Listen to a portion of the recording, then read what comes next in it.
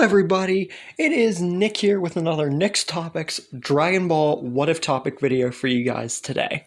And today, we are getting into part 9 of What If Nam Became a Z Fighter, which I hope you guys are liking the story so far. Last time, like my What If Giran Became a Z Fighter story, Vegeta was killed in the end by Piccolo before he could retreat. Now, that part's pretty much the same as before, but if you think Vegeta is going to be not relevant anymore like before, spoilers, that's not going to happen. Vegeta will come back, but I'm just not going to say when. So, you have that to entertain your minds. Anyways, aside from that, after the fight with Nappa and Vegeta, more like mercy killing, Shenron summoned only to bring back Yamcha. Now, like my other stories, Namek is still going to happen, regardless of Piccolo and Kami not dying, basically. Because I feel that Piccolo being mentioned as a Namekian throughout all of the Saiyans saying it would make him or Kami at least somewhat curious as to what their roots are. Kami more so in this story, because Piccolo really hasn't got redemption in this story. Anyways, Frieza would also still go to Namek, but he would only do so overhearing Vegeta, Nappa, and Raditz say about a Namekian on Earth, and hearing the stories about the Namekians. So this time it's not just solely for the Dragon Balls, but to investigate and see if the stories are true. So, I mean, that was more or less so the reason before, but more hinted towards the Dragon Balls in the original story, because they were actually mentioned. Now, as for the fighters themselves, Piccolo, Nam, Yamcha, Goku, Tien, Krillin, and Gohan, who was trained by Kami instead of Piccolo, are all going to go to Namek just because Kami wants them to, Kami wanted Piccolo mainly to go to find out what the roots are because he can't go himself because he's the Guardian. And the others all want to go because they're curious as to what Namek is about too. And there's no one that, to their knowledge, that would be there, bad-wise. So, with Goku, Tien, and Nam having trained on King Kai's prior, they ask Dr. Briefs and Bulma to make them a ship with gravity training, so that way everyone else can learn the Kaioken, and they can up theirs. So, it's a win-win for everybody. So, on the trip, because we're already getting to that point, Goku gets up to level 20 of the Kaioken, pretty much what he got to before, but a little higher because he actually managed to withstand level 5 Kaioken with Tien and Nam on King Kai's planet. So it's a little over level 20 for him at this point in time. So he's just that little bit stronger. As for Tien, I feel that he would get accustomed to at least level 18, if not 20, of the Kaioken. I'm not going to go too far, but I don't want to give him a low number at this point in the story either. Nam, I feel, would be on the same playing field as Tien, if not higher, because he was stronger than Tien to begin with, but more or less panded down whenever he and Tien became rivals, so that way they could have a friendly rivalry, so to speak. Not like a Goku and Vegeta one, which started out ugly, and then more or less so became sort of good, yet not. You guys know the story. It's basically a much nicer version of the Goku and Vegeta rivalry. Anyways, Krillin, I feel, getting Kaioken for the first time would at least get to level 10, same with Yamcha, because they're getting the first grasps on Kaioken, but I also don't want to dim it down to make them feel insufficient as fighters. Now, Piccolo, I feel, would still get the Kaioken like everybody else, and get it to past level 10, if not, at level 10, because for Piccolo, I want to give him good standards, because we all know Piccolo's a tough fighter, and how he would get grasped with the Kaioken makes sense. It would be level 10, if not higher. Now, as for Gohan, I feel that he wouldn't get the Kaioken. Maybe get accustomed to level 1, if not 2, but I feel that the main target for him would be getting accustomed to gravity training, because he is 4, 5, whatever age he was at this time.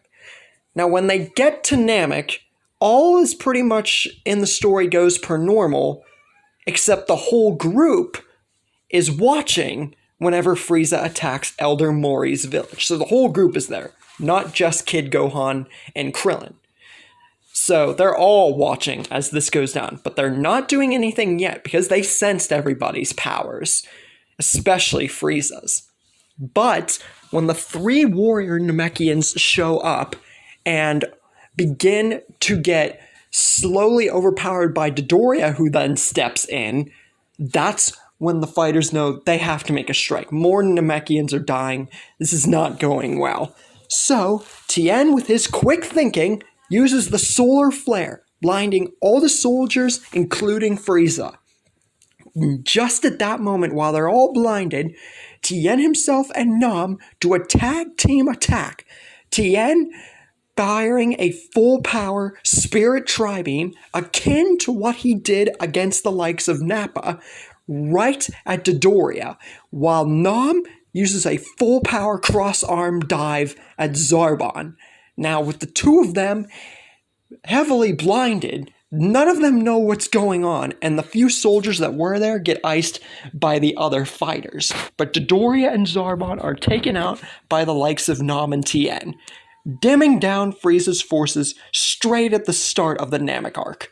Now, no one attacked Frieza except the blinding attack from Tien and just a few blasts for good measure to keep him distracted, because sensing Frieza's power, they knew that they could not fight him outright. It was just too much. And after realizing that he was ambushed and now he has no way of knowing where the Dragon Balls are now, Frieza gets angry and goes back to his ship to regroup and think of a plan. Now, all the other warriors get the Namekians while Tien and Nam were doing their thing, and everyone regroups and goes to the last Namekian village standing, where they all hunker down for now to see if they can make a plan of some sort to fight Frieza. The Namekians then tell the group about Guru and that he might be able to help. The group all goes there because they have time. Frieza doesn't have any scouters or anything to track them. So they go to Guru's palace and confront Nail, who sees them all as not evildoers, except Piccolo, sorta kinda, but he sees them more as just part of his people and just a misguided Namekian. Then all the group gets to meet with Grand Elder Guru, who tells them all about the Namekian past and everything. They learn about him and the Namekians and about Kami and Piccolo once being like the same person, pretty much all that stuff they learned before. And Guru unlocks all of the warriors' potential, including Gohan's. That's most notable because he didn't get really efficient training outside of gravity training.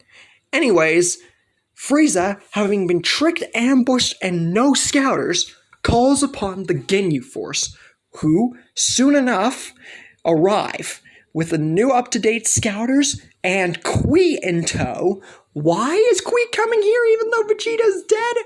Well, I feel that with Kui's 18,000 power level, he would still be a good asset as a soldier to have alongside the Ginyu Force because Frieza just lost Doria and Zarbon. But when Kui and the Ginyu Force arrive at the Namekian village where everyone's tracked, all of the powers suddenly vanish.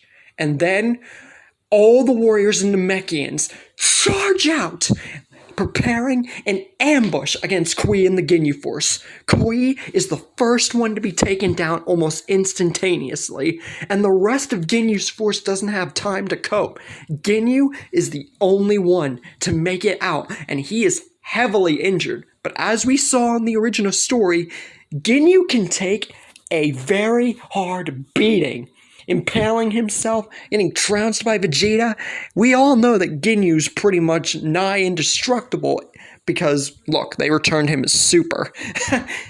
Anyways, Ginyu, seeing no other way out, tracks the strongest power level before they trounce him next, which is Goku, and does his signature body change, which no one can tell him to counter because they don't know what's going on. And then we get the introduction to Ginyu Goku.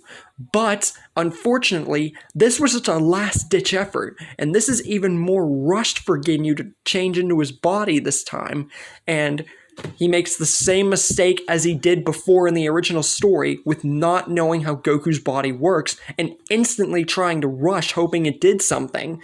But that plan gets lopsided and Ginyu gets killed this time instead of being changed into a frog like the original story. And Goku gets healed by the Namekians once all is said and done. Because all the Namekians are still alive, because the warrior Namekians and the Z-Fighters themselves all trounced the Ginyu Force and Kui. This was a complete and total ambush on the part of Frieza's forces. Now, after realizing the Ginyu Force and Kui were taken out almost immediately, Frieza knows that he has to take matters into his own hands now, and he should have trounced them whenever he was attacked in the freaking Elder Mori's village in the first place. So soon enough, he arrives at the village, but rushes in, like he does in the story with all of his forms, and making the same mistake that his men did, and this time the Namekians staying back, as Yamcha, Nam, Krillin, Goku, Tien, Gohan, and Piccolo all charge up their full power Kaiokens, everything they can muster, and right when Frieza gets in vicinity of the village, they fire their strongest blasts, and before Frieza has even time to process what's happening, he is instantly vaporized, and a huge beam of light charges into space, emanating how much power was put into this attack, because this was a lot of power. But that officially ends the Namek saga. Quick, I know, but with an efficient warrior like Nam on the team, it really downs the amount of time the saga has put, like in the original story. So afterwards, Porunga restores the damage done, and all the Namekians are brought back to life. But there's another loose end that nobody knows about yet, because there's no Vegeta to be able to help them or tell them. King Cold is still alive. Will he make a difference in avenging his son? And how will the future Trunks timeline go in this story? And that's where we leave things for the moment. Hope you guys enjoyed this part and are enjoying What If Nam became a Z-Fighter as a whole. Like and subscribe if you enjoyed the video and want to see more. Leave a comment. And what are your thoughts on what's going to happen on the next episode? And I shall see you guys in the next video.